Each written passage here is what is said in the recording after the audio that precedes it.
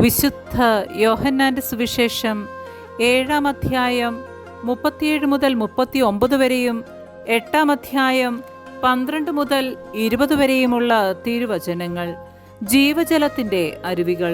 തിരുനാളിന്റെ അവസാനത്തെ മഹാദിനത്തിൽ യേശു എഴുന്നേറ്റ് നിന്ന് ശബ്ദമുയർത്തി പറഞ്ഞു, ആർക്കെങ്കിലും ദാഹിക്കുന്നെങ്കിൽ അവൻ എൻ്റെ അടുക്കൽ വന്ന് കുടിക്കട്ടെ. എന്നിൽ വിശ്വസിക്കുന്നവന്റെ ഹൃദയത്തിൽ നിന്ന് വിശുദ്ധ ലിഖിതം പ്രസ്താവിക്കുന്നതുപോലെ ജീവജലത്തിന്റെ അരുവികൾ ഒഴുകും. അവനിത് പറഞ്ഞത് തന്നിൽ വിശ്വസിക്കുന്നവർ സ്വീകരിക്കാനിരിക്കുന്ന ആത്മാവിനെ പറ്റിയാണ്. അതുവരെയും ആത്മാവ് നൽകപ്പെട്ടിട്ടില്ലായിരുന്നു, എന്തെന്നാൽ യേശു അതുവരെയും മഹത്വീകരിക്കപ്പെട്ടിരുന്നില്ല. യേശു വീണ്ടും അവരോട് പറഞ്ഞു, ഞാൻ ലോകത്തിന്റെ പ്രകാശമാണ്. എന്നെ അനുഗമിക്കുന്നവൻ ഒരിക്കലും അന്ധകാരത്തിൽ നടക്കുകയില്ല, അവന് ജീവന്റെ പ്രകാശമുണ്ടായിരിക്കും. അപ്പോൾ ഫരിസിയർ പറഞ്ഞു, നീ തന്നെ നിനക്ക് സാക്ഷ്യം നൽകുന്നു, നിന്റെ സാക്ഷ്യം സത്യമല്ല. യേശു പ്രതിവചിച്ചു, ഞാൻ തന്നെ എനിക്ക് സാക്ഷ്യം നൽകിയാലും എൻ്റെ സാക്ഷ്യം സത്യമാണ്. കാരണം ഞാൻ എവിടെ നിന്ന് വന്നുവെന്നും എവിടേക്ക് പോകുന്നുവെന്നും എനിക്കറിയാം.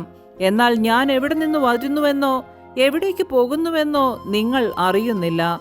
നിങ്ങളുടെ വിധി മാനുഷികമാണ്. ഞാൻ ആരെയും വിധിക്കുന്നില്ല. ഞാൻ വിധിക്കുന്നെങ്കിൽ തന്നെ എൻ്റെ വിധി സത്യമാണ്. കാരണം ഞാൻ തനിച്ചല്ല, എന്നെ അയച്ച പിതാവും എന്നോട് കൂടെയുണ്ട്. 2 പേരുടെ സാക്ഷ്യം സത്യമാണെന്ന് നിങ്ങളുടെ നിയമത്തിൽ തന്നെ എഴുതിയിട്ടുണ്ടല്ലോ.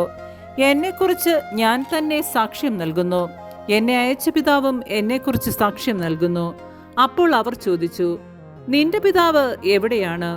യേശു പറഞ്ഞു, നിങ്ങൾ എന്നെയാകട്ടെ എൻ്റെ പിതാവിനെയാകട്ടെ അറിയുന്നില്ല. എന്നെ അറിഞ്ഞിരുന്നുവെങ്കിൽ എൻ്റെ പിതാവിനെയും അറിയുമായിരുന്നു.